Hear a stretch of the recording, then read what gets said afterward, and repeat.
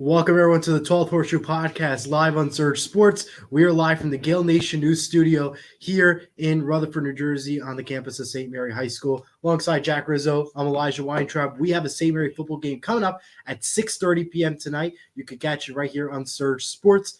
But as we all know, we have to get to our podcast, as it's every Friday, and we have to make our picks. Before we get to our picks, last night, the Denver Broncos lost to the Kansas City Chiefs. Once again, 19-8 was the final score, and it was a crazy game. And as a Seahawks fan and a number one hater of Russell Wilson, we obviously have to celebrate because Russell Wilson lost another one. And Jack, what a night for Kansas City.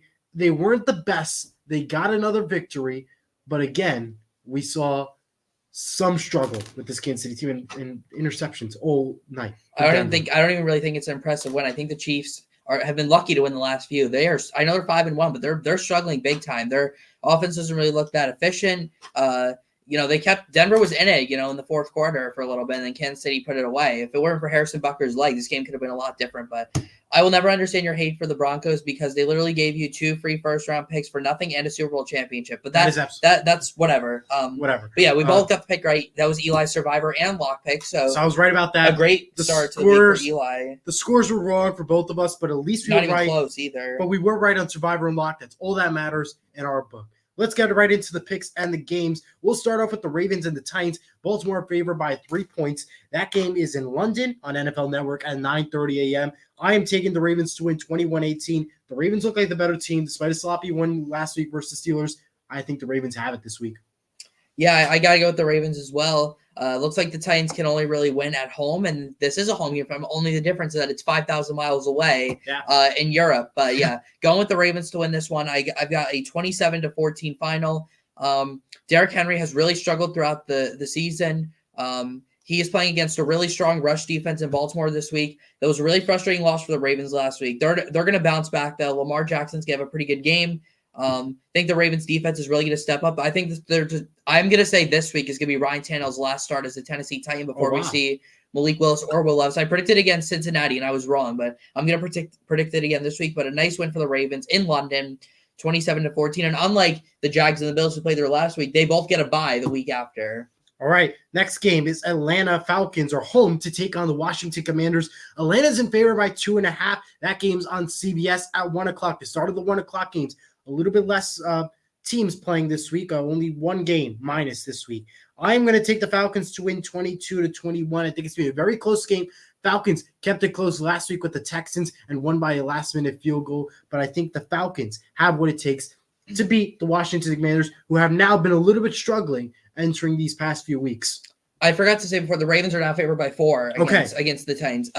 Falcons win 24-21. I'm sorry. They are undefeated at home this year. They are 3-0. Playing home again this week. The Commanders are starting to unravel a little bit. I mean, that loss to the Bears last week was pretty sad. I mean, if Taylor Heineke was playing this week, the Taylor Heineke revenge game. But Desmond Ridder had a really good game last week. I think Bijan scores 2 touchdowns in this game. Really? Yep. And the Falcons take one 24-21 as they stay in the race for the NFC South, which ultimately I think will culminate in an Atlanta division title for the first time since 2016. All right, next game is the Vikings versus the Bears, 1 p.m. on Fox. I have by 3 for Minnesota, unless the lines have changed since I did this report. So I'm going to take the Bears 21-13. I think the Vikings are struggling too much, and I think the Bears have it. If they could beat if they lost the Denver Broncos but won last week, I think they can do it, and I'm going to take the Bears to win this one over the Denver Broncos. Over the Minnesota Vikings. Oh my God. I'm actually surprised we agree on this one. I've got the Bears as well, 28-26. By the way, Justin Jefferson is on injured reserve with the I think it's a hamstring. That's half their offense that they're losing right there. TJ Hawkinson was a little hurt last week. Vikings, I know they've been in every game, but they are 1-4 in one possession games this year. Certainly not the best look. I think the Bears are going to start to really. I think they're going to make like a nice turnaround here. Maybe win like 6 or 8 games. And remember, this Minnesota defense is awful. Right. Well, I mean, they're not as bad as they were last year. But But again, I think Justin Fields is going to have a really good game, especially. I think Justin Fields is going to have his first good game running the football, and the Bears take one at home. Their first home win in over a calendar year. All right, next game is the most anticipated game of the 1 o'clock hour. The Seattle Seahawks taking on I the wouldn't say Cincinnati. that. I would say it. Okay. You know why I say it? Seattle's coming off a bye. They win. By the way, the game is Seattle Seahawks versus the Cincinnati Bengals, 1 p.m. on CBS. Why do I think it's the most anticipated game? Number one, Seattle made an incredible run versus New York. They had a bye this week, and now they're trying to win. Cincinnati was very bad for the first few games, and now we're starting to get back in the win column. And these are two equally matched teams, and we'll see who wins. Cincinnati's in favor by 2.5. 3 now. They're 3 points now. There you go. Yep. I got to change these lines for the next show. Okay, I'm going to take anyways the Seattle Seahawks to win 25-21 because I will never pick Seattle, and I don't mind getting the pick wrong even though I know it. Okay. Well, first off, this is not the most anticipated 1 o'clock game. What about the first place game in the AFC South at 1 o'clock? Plus, neither Seattle nor Cincinnati's even in first place or in contention to be first place right now. Yes, but the potential wild card. Okay. If you're looking at a wild card spot, you have to look at wild card's not as exciting as that's first not place. as exciting. Okay, all right, but the Colts are not an exploding game too. But we have to go and talk about them too. Bengals win 24-19. They continue their strong performance last week. I think back home they're going to get their first. No, they won a home game Monday night. Okay, yeah, they'll get their third win of the season. And funny enough, all three of them will be against NFC teams.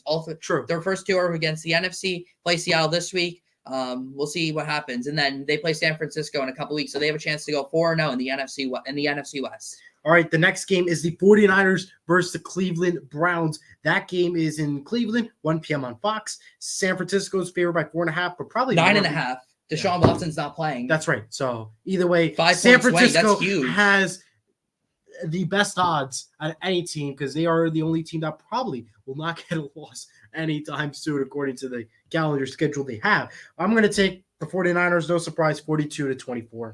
I had 31-23 before Deshaun Watson was rolled out. It's a massive swing now. Now I've got 31-14 now. DTR did not really play well in the game against the Ravens. Absolutely not. And he's going up against the best defense in the NFL this week. I don't really know how well that's going to spell. I feel like giving them 14 points is generous, but they might get some garbage time points. The 49ers offense going to play really well. They're going to be able to protect from Myles Garrett and an easy one for San Francisco on the road. And again, with Deshaun Watson not playing, it's going to be very, very challenging for Cleveland to pull this one out. All right, the next game on the list is the Saints versus the Texans. The Texans are a good team. Lost last week. Saints came up with that 34-0 win versus the New England Patriots last week. That game is happening at 1 p.m. on CBS. New Orleans is favored by 1.5.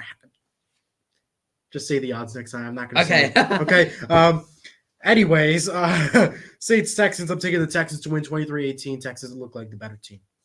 Saints win 20-14. I mean, they just dominated the Patriots last week. The Patriots are the Patriots, though. Okay, Eli, relax. We don't have to debate a little bit. We don't have to become violent here, but you gotta debate though.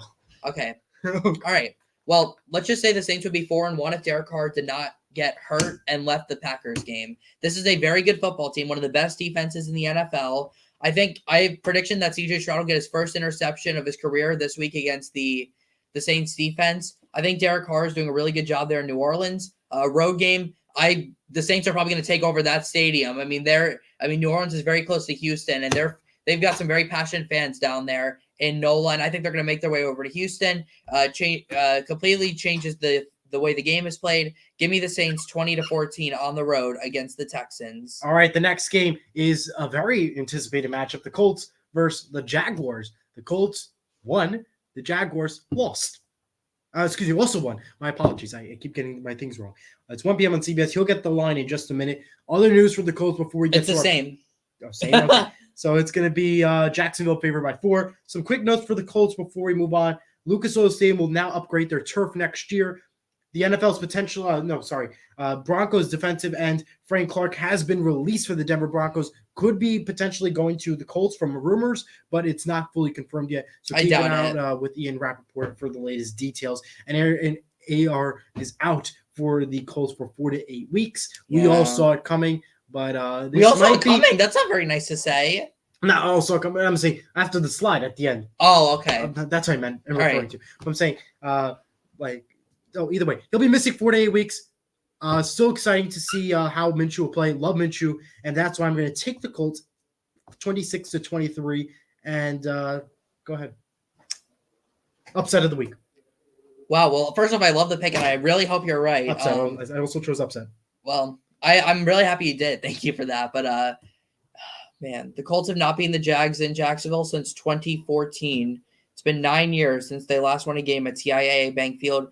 Last 8 road games against Jacksonville. They lost last 7 at their stadium because one of the road games was in London, which they also, of course, lost. But yeah, I mean, I think Gardner is going to do a great job at the court. He's probably I would say he's the best backup quarterback in the league. Absolutely. Pretty good. He could probably start for like 10 different teams and be better than their current starting quarterback. But really happy to have Minshew. No Braden Smith this Sunday. That's going to hurt not having your right tackle. But and unfortunately, just because of the winning streak, and I think the Jags are the better team on paper, I'm going to take them to win 28-20. Close game. Should be a great one. Again, it's for first place in the AFC South. Absolutely. This is the best game of the 1 o'clock, not the Seahawks Bengals. Whatever. Next game, Panthers, Dolphins, 13.5 Miami's favor. 14 now. Whatever. What PM on CBS? The Dolphins are winning 50-20. No question. Damn. Dolphins are the better team. Wait till you read your score. Then we'll see that next. You have 50. That's crazy. Generous for 20. Wait till your score. I only have 45-3. Only 45-3. Only 45-3. At least I Wait, no, I didn't say he was gonna win though. I didn't say he was gonna win. Carolina, no. Dolphins win 45-3. Panthers are a disaster. I'm done ranting about the Panthers because I don't care anymore to rant about them. But let's just go to the next game. And they also have them as my lock of the week. Yes, there you go. Obviously. Okay, well, nobody knew that. Okay, Las Vegas Raiders are hoped to take on the Patriots. Las Vegas is favored by 3. That was right. Okay, good, awesome, love it to hear. Raiders, Patriots. I'm going to take the Raiders 28-25. I think the Raiders look like the better team against the New England Patriots team, especially being home and with their top broadcast crew of CBS being there as a practice run. Why? Practice run for the Super Bowl. The Raiders do not have too many CBS games this year at home. Therefore, they need to send their best guys to do a dry test run of what the Super Bowl will look like, and that's why. Do it in the preseason then, because nobody wants to watch this on. Nobody wants to literally look me dead in the eyes and tell me you think this deserves to be the national TV game. I don't think so. Okay, but I'm just saying. But I want to just say something clear. They need to give Jim Nantz and Tony Romo a test run of what it's like in the preseason. All right, preseason's not the matter. You want to look at action. Raiders win 26-21. That is my survivor pick of the week. I feel pretty confident about it. Yeah, I already won survivor lock, so okay. Good luck. All right, Detroit is favored by 3. They're taking the Tampa Bay Buccaneers to play the Detroit Lions. It's 4:25 p.m. on Fox. I'm taking the Lions 35-30. What do you got? An upset here. Tampa Bay wins at home 31-28 in overtime. That is my prediction against my upset pick of the week. Obviously, I think any team going to play a game in Florida is a bit of a trap game. You know, the weather down there, the conditions. And again, it's a tough trip, but I just think this is a really good Bucs team that not a lot of people are giving credit for. Baker Mayfield's doing a great job there. Mike Evans is still great. Their defense is playing like the 2020 defense that won them the Super Bowl. The Bucs go to 4-1 and beat the Lions, even though I kind of want the Lions to win, but I got to go with the Bucs. My upset pick of the week. The Lions are favored by 3. Okay. Cardinals versus Rams, 4:25 p.m. on Fox. Los Angeles is favored by 6.5. Taking the Arizona Cardinals, however, 35-33. Love Arizona. 7 not now. a huge fan of the Rams. Make your pick. Just make your pick. Just say it. Rams win 28-16. Whatever. Yeah, Rams win. Let's go to the next one. Whatever. Next game. Eagles versus Jets. Will the Jets win and go 2-0, or will the Eagles remain undefeated? That is a question to be asked. Philadelphia 6.5 favorite. 4:25 p.m. on Fox. Am I long about the run?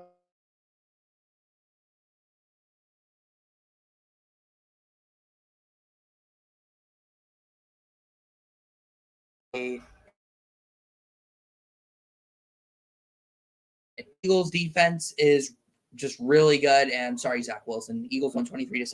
Go ahead, Eli. Okay. I'm making the Eagles 24-12. Check it for line. Okay. Next game. Giants versus Bills. 8:20 p.m. Sunday Night Football on NBC. Taking the Bills to win 30-18. Bills are looking at a better team. Buffalo's favored by 14 points, if I'm not mistaken. Go ahead, just make your pick. Daniel Jones not playing for the Giants, so they don't have their quarterback. Neck injury. So now the Bills no matter what, now Buffalo the Bills are wins. 15. Yeah. It doesn't really matter who plays because Buffalo's going to win. I had 34-21. Now I have 34-14. Giants are a disaster, man. I don't even know. It makes me like cringe. That's why you have to take the Buffalo Bills. Exactly. All right, let's just go to Monday night. Okay, before that, bye week teams, Packers and Steelers this week. There's the only two. Next week goes to about 6 teams. So almost 3 to 4 games will be out. Okay, or whatever. Dallas Cowboys are taking on the Los Angeles Chargers from LA, 8:15 p.m. on Monday Night Football on ABC and ESPN. Dallas is favored by 2. I'm just kidding. You're right. Okay.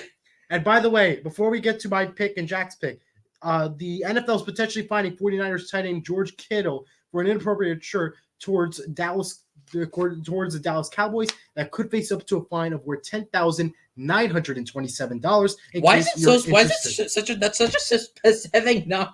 Because 10,000. I mean, maybe that's the year. Where do you get the $927 from? Well, 10. Just make it $11,000. 27. Just make it $11,000 at this point. All right. I bet you they play it on the Powerball. They somehow won. Right. Who do you got winning this game? Okay, Cowboys 30-27. Despite them looking horrible, I think they can beat the Los Angeles Chargers. The Chargers have been having a tough time lately, and I think that the Dallas Cowboys can definitely win this game.